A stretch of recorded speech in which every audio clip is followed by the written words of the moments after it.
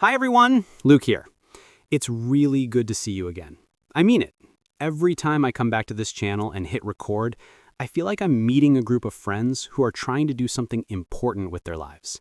And honestly, I respect that. Learning a new language is not always easy. Some days you're excited, some days you're tired, and some days you just think, not today. But you're here, and that already says a lot about you. So today, I want to do something simple, something real, something that can actually help you speak English in everyday life. I want to show you my morning routine. Not a fancy routine, not something from a perfect Instagram life, just my real morning. What I actually do, step by step, from the moment I open my eyes to the moment I walk out the door to work. And I'm doing this for one reason, because it's the easiest way for you to learn the vocabulary you actually need to survive in English. Routine words, everyday actions, things you can use today, right after this video. So get comfortable, take a deep breath, and let's start the day together, the same way I start mine. I wake up at 7 a.m. Every morning at exactly 7 a.m., my alarm goes off. And when I say goes off, I mean that terrible, loud sound that nobody likes. You know the one. That beep, beep, beep that makes you question all your life choices. So yeah, that's how my day begins. I open my eyes slowly. The room is still a little dark because the sun is just starting to come up. And I do something that, honestly, I think everyone does. I lie there for a moment and try to convince myself to get out of bed. Sometimes I win that battle. Sometimes I don't. But most days, I try to start my day with the right attitude. So I say, all right, Luke, let's go, one step at a time. And that's a good phrase for you to remember. One step at a time. Americans say this a lot. It means don't worry about everything. Just do the next small thing. For me, the next small thing is simple. I sit up on the bed. I stretch my arms. I rub my eyes. And I stand up slowly. Nothing special, but that's real life. After I get out of bed, the very first place I go is the bathroom. So here's some vocabulary you'll hear Americans use all the time. I wash my face. I brush my teeth. I comb my hair. I shave. I don't shave every day, but, sometimes I try. Everything I do in this part of my routine is simple, but these are some of the most used verbs in the English language. Not fancy, not academic, just real English. While I'm brushing my teeth, I usually look at myself in the mirror and say, come on, Luke, don't look tired today. Sometimes it works, sometimes it doesn't, but hey, I try. After that, I wash my face with cold water. And let me tell you, cold water in the morning feels like someone slapped you awake. It works. Too well, sometimes. Now this is my favorite part of the morning. Breakfast. I love breakfast. Not because it's fancy or complicated, but because it's my little moment of peace before the chaos of the restaurant starts. So here's what I make every single morning. Coffee, toast, scrambled eggs. That's it. Simple, but perfect. I walk into the kitchen and the first thing I do is turn on the coffee machine. If you know me, you already know. I don't function without coffee. Americans say that a lot. I don't function without coffee. It means I can't be a human being without coffee. While the coffee machine warms up, I take 2 slices of bread and put them in the toaster. Americans say I make toast. I toast the bread. Both are correct. Then I grab 2 eggs, crack them into a small bowl, and mix them with a fork. This is a chef habit. Even at home, I cook like I'm in a restaurant. I heat a small pan, add a tiny bit of butter, and cook the eggs slowly. Scrambled eggs should never be rushed. Good food takes time, even small meals. And while everything is cooking, the smell of coffee fills the room. It's one of those small things that makes life feel normal, comforting, familiar. And that's important for learning English, too. Start with things that feel familiar. It makes the vocabulary easier to remember. Now, before I continue with my routine, Let me confess something. Every morning, while I'm making breakfast, I talk to myself in English. Yes, really. I say things like, okay, coffee is ready. Let me get the eggs. Where's my mug? Ah, great. I forgot the butter again. Talking to yourself is one of the best ways to practice English when you're alone. And no, it's not weird. It's actually how babies learn their first language, by hearing themselves speak. So if you want to sound more natural, try what I do. Talk to yourself.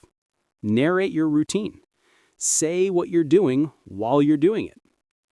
But I'm getting ahead of myself, because breakfast is just the beginning. After breakfast, things start to get interesting, especially because I'm a chef, and working in a famous restaurant means my mornings are calm, but my days are absolutely not. And that's exactly what we're going to talk about next. In part 2 of this lesson, I'll show you the things I pack for work, the words I use to describe my kitchen tools, how I get to the restaurant, and what really happens before the doors open. It's simple English, but it's the English people actually use in real life. Ready to keep going? So, let's pick up right where we left off. I just finished making breakfast, coffee, toast, and scrambled eggs, and honestly, that's the calmest moment of my entire day. Once breakfast is done, the rhythm of the morning starts to speed up a little bit. Not too fast, but just enough to remind me that the world is already moving outside. I sit at the table, take a sip of my coffee, and I always say the same thing. Okay, let's wake up for real now. That's another phrase Americans say all the time. Let's wake up for real. It means, let's stop feeling sleepy, let's start the day seriously. I take a few minutes to eat slowly. I try not to look at my phone first thing in the morning. Not always successful, to be honest. Sometimes I grab it, check a message, open a notification, and suddenly 10 minutes are gone. But on good days, on the days I try, I leave my phone on the counter and just enjoy the quiet. There's something nice about eating breakfast in silence. It's simple, but it matters. After I'm done eating, I clean up the kitchen a little. Nothing dramatic. I'm not scrubbing floors at 7 in the morning. I just wash my plate, wash my mug, wipe the counter, put everything back where it belongs. That's it. 2 minutes, maybe 3. But here's the funny part. Even though I work in a huge professional kitchen with 10 people cleaning all day long, at home I'm very minimal. I don't like messes in the morning. I don't want to come back after a long shift and see a disaster in my kitchen. So I always tell myself, Luke, just clean it now. Future you will say thank you. It's true. Future Luke appreciates morning Luke very much. After cleaning up, I go to my bedroom to get dressed. Americans use a lot of simple daily verbs here. I get dressed, I put on my clothes, I choose my outfit, I get ready. Now, I have to be honest with you. I'm not stylish. I'm not that guy. My morning outfit is always the same. Clean dark jeans, a light t-shirt, comfortable shoes. That's it. I saved the chef uniform for the restaurant. It's easier that way. While I'm getting dressed, I usually listen to the weather report. Not a full news broadcast, just something short. Americans say, let me check the weather. Is it cold today? Do I need a jacket? Is it going to rain? And honestly, if there's one thing Americans love to talk about, it's the weather. You say, nice day today, and boom, you have a conversation. After I get dressed, I pack my things for work. This is the part where being a chef affects my routine a lot. I don't walk around with big knives like some dramatic movie character, okay? But I do take a few personal kitchen tools with me every day. My favorite spatula, a thermometer I really trust, and a small knife that fits inside a protective case. Chefs are funny about this. We all have our tools, and we all think our tools are the best ones ever. So in the morning, I pack my tools, my notebook, a pen, my water bottle, and my lunch if I'm not eating at the restaurant. And I put everything into my black backpack. Americans would say, I grab my backpack. I pack my bag. I take my things with me. Very simple, everyday phrases you can use all the time. Before I leave the house, I always do the little routine. You know the routine. Everyone has one. That moment where you stop at the door and check everything like a detective in a true crime show. I touch my pockets. Phone? Wallet? Keys? Then I say the magic phrase Americans love. Okay, good to go. We say that all the time. And yes, sometimes I forget something anyway, especially the keys. There's nothing worse than walking down the stairs, reaching the front door of the building, and realizing the keys are still in the kitchen counter. But hey, that's life. When I finally leave the apartment, the hallway is usually quiet. It's early. Most people are already at work or still sleeping. The building smells like coffee and laundry detergent. That clean smell that's hard to describe but easy to recognize. I walk down the stairs. I like taking the stairs in the morning because it wakes up my body a little more, and I step outside. This moment is important for my day, feeling that the air on my face, looking at the sky, hearing the city waking up. Even if the morning is busy, I try to take a second to just be present. Americans use phrases like, fresh air feels good. It's a beautiful morning. Let's get this day started. And I say them too. No shame. Now, you might think that a chef wakes up early and starts cooking right away, but that's not really how my mornings work. I don't live far from the restaurant. It's close enough to walk. And I love walking in the morning, especially when the weather is good. On the walk to work, I usually think about the menu for the day. Not in a stressful way, just in a quiet, planning kind of way. Things like, do I need more lemons today? Are we out of basil? Should I change the soup of the day? Chefs plan everything. Even breakfast becomes part of the plan. And while I'm walking, something always happens, something small.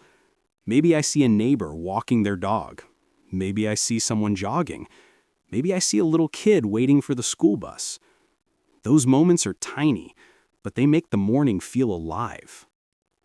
And all these observations are actually great for learning English because routine vocabulary appears everywhere. I walk to work. I pass by the coffee shop. I see people on the street. I think about my day. Simple phrases, real phrases, phrases you can start using right now. But here's the part most people never see. What happens when I actually arrive at the restaurant? Because the restaurant is quiet before opening. But behind that quiet, there's a whole world of preparation. In a few minutes, I'll show you what the kitchen looks like in the morning, the English words chefs use every single day, how I organize my station, the simple routine that helps me survive the busiest hours, and one secret about being a chef that most people don't know. All right, so we're almost at my workplace now. I turn the corner, and there it is, the restaurant. From the outside, it doesn't look dramatic or fancy. It's calm, quiet. A little window light, a little movement inside, but nothing like the noise you'll hear later during lunch or dinner. I unlock the side door, not the main entrance, the side door that leads straight to the kitchen. That's where the real morning begins. When I step inside, the kitchen is cool. The metal counters feel cold to the touch, and everything is still. Everything is clean. Everything is waiting. And Americans have a simple phrase for that kind of moment. The calm before the storm. Chefs use this phrase a lot because mornings in the kitchen are peaceful, but they don't stay that way. First thing I do, I turn on the lights. Big, bright kitchen lights that wake you up more than coffee ever could. I grab my apron, the same apron I use every morning, tie it around my waist, and take a deep breath. This is where the English gets fun for beginners, because kitchen vocabulary is simple but very useful.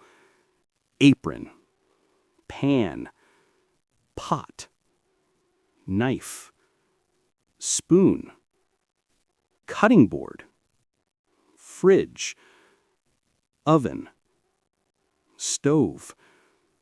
These are everyday words, words you've probably heard before, words you will use again. And that's the beauty of learning English through real life. You hear the same words over and over until they become natural. Now it's time to set up my station. Every chef has a station, a place where they work, organize their tools, and prepare ingredients. My station is simple: a cutting board, a chef's knife, a small towel, a bowl for scraps, a clean container for finished ingredients. In English, we call this part of the routine prep, short for preparation. Simple, right? Every morning, I prep the basics. I chop onions, I slice tomatoes, I wash herbs, I cut vegetables, I check the stock, I organize the fridge, all while the kitchen is still quiet. And there's something strangely peaceful about it. You hear the sound of the knife on the board. You hear the fridge humming. Someone far in the back is filling a sink with water. Another chef walks in and says, "Morning, Luke." And I say, "Morning. How's it going?" That's one of the most common greetings in American English. How's it going? It means, how are you? Are you okay? Everything good? And the answer is almost always the same. Good, good. Even when it's not. That's just how we talk. While we prep, the kitchen slowly changes. More chefs arrive, someone turns on the radio, someone is laughing in the back, someone is complaining that they're out of lemons again. This is everyday English in its purest form. Simple, quick phrases that keep the day moving.